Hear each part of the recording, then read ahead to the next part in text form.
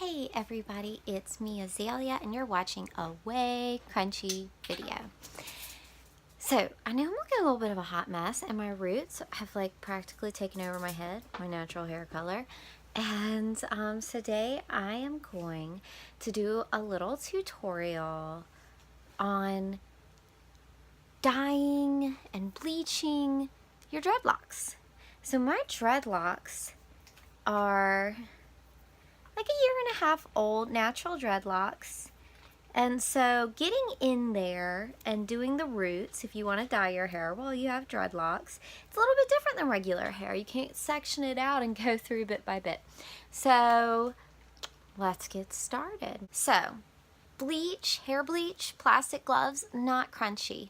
Maybe there is a crunchier alternative to plastic gloves, like some reusable, like heavy duty plastic gloves that actually fit teensy tiny fingers. I don't know if you can tell, my ring size is 4.5. I have teensy fingers.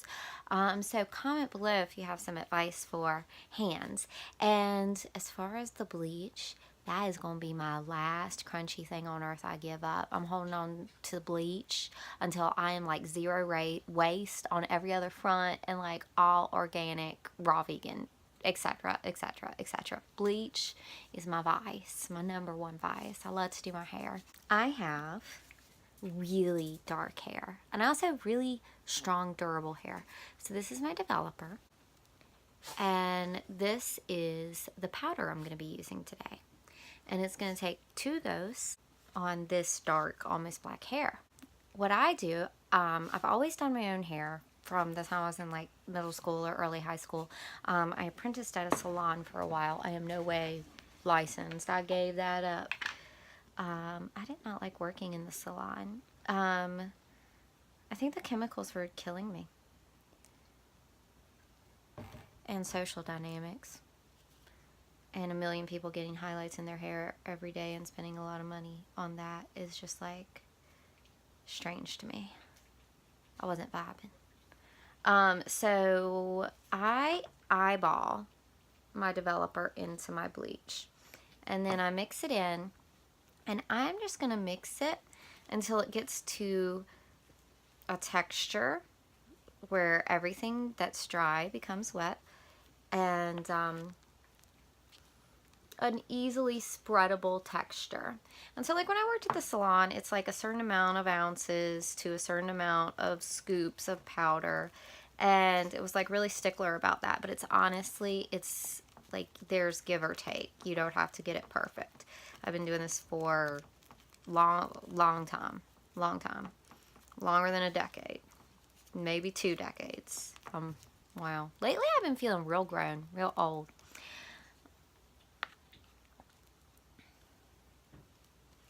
Let's get in there. I might put one more splash, just a splash of developer. 40 volume.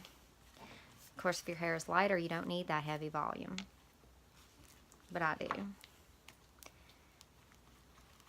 Let's watch me put this stuff on. Alright, so let's look at a dreadlock. Because we're looking dreadlock specific. Okay, this is a dreadlock. Look, from last time I bleached, there's a little leftover bit. So if I am a natural dreadlock person, it's not always a perfect look. Okay, so anything that didn't get bleached the last time I bleached my hair, I'm going to go back over and hit it. A little dab. Now, I'm going to go along the base of this individual dreadlock. And I'm going to try and permeate the bleach down into the in-between hairs. Now, I'm processing my hair twice. The first time I do it, I'm going to get more of the exterior around the roots of the dreadlocks. And I have natural dreadlocks, so they're loose at the base. And I'm just going to get that bleach really soaked in that base. And when I go in and process it again, I'm going to separate with my fingers and see what's looking orange, see what's looking brown. That's going to be more of these middles of the dreadlock, the centers, which aren't as visible, but you'll see which parts are going to be visible. So you're going to hit them with bleach when you go around again.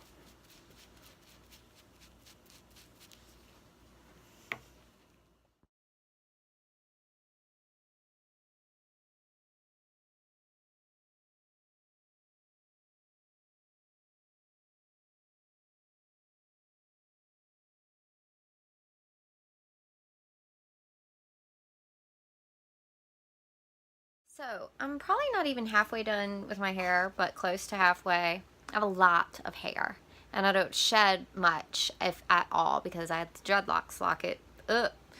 I've used all a full bowl of bleach. I'm gonna mix up another bowl.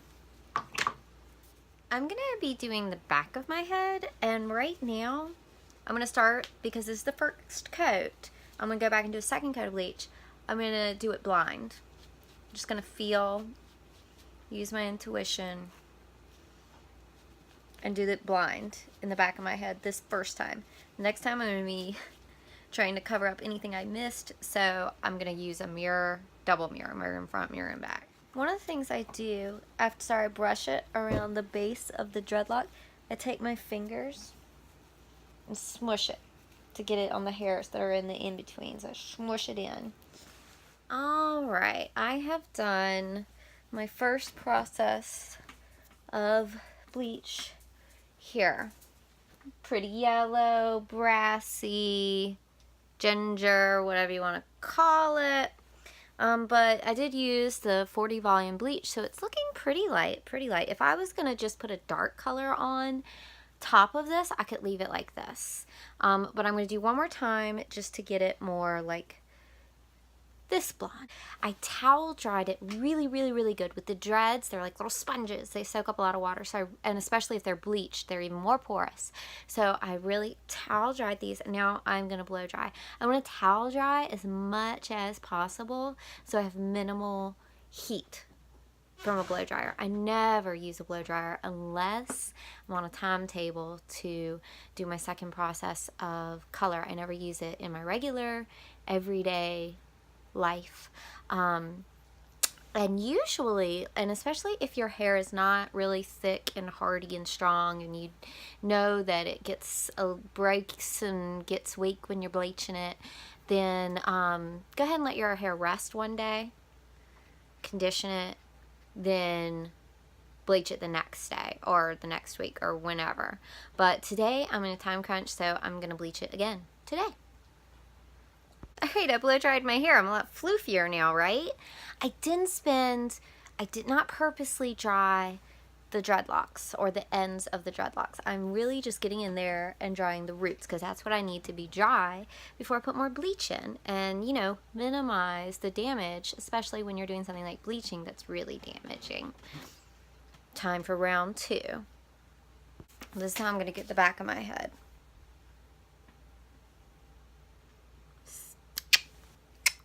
See that?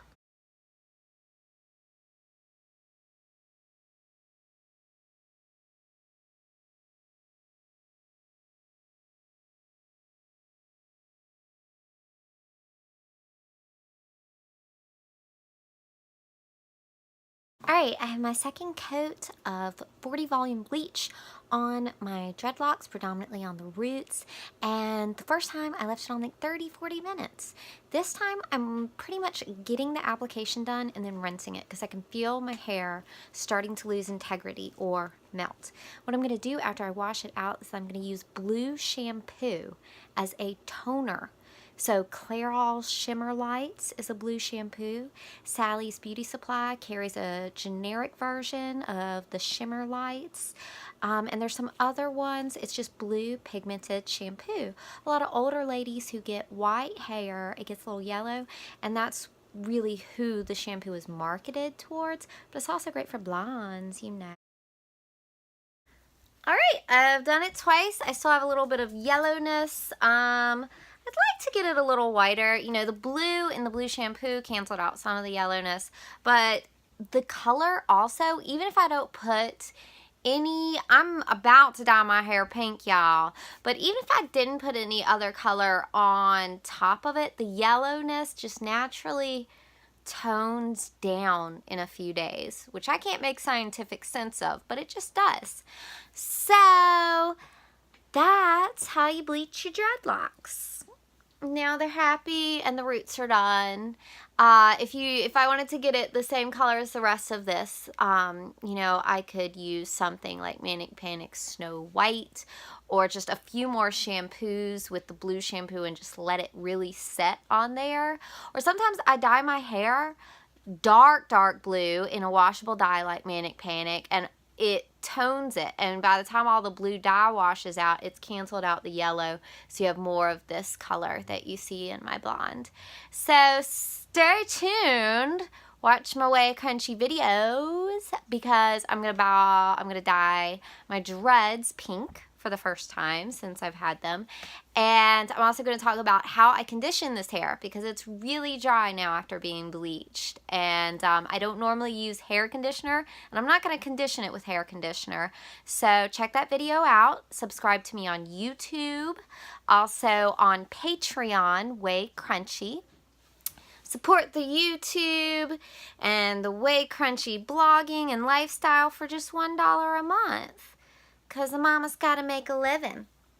Thank y'all for watching me.